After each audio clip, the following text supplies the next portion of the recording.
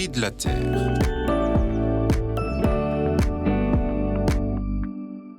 En ce moment, ce sont les vacances scolaires où elles vont bientôt commencer. Or, les vacances, c'est un bon lieu de conversion écologique de nos styles de vie. On a beaucoup été nourris de rêves de vacances au loin, sous les cocotiers. Seulement, ce type de vacances, ça implique de prendre l'avion et d'émettre d'énormes quantités de CO2.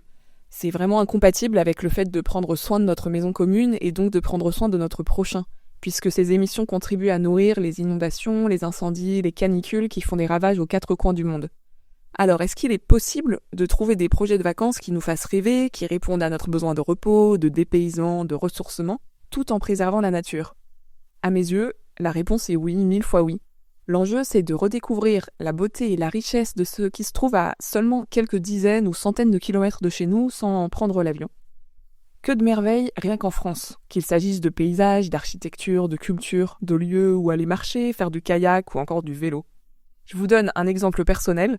Je suis une littéraire et j'admire beaucoup George Sand. Je rêve depuis longtemps d'aller découvrir sa maison de Nohant dans le Berry. Un peu plus loin, je rêve aussi de partir à l'aventure sur les traces de Jane Austen, en Angleterre, en y allant, bien sûr, en train. Et je suis sûre que chacun de vous peut trouver des idées de vacances qui lui conviendront pleinement et qui soient compatibles avec la sobriété heureuse.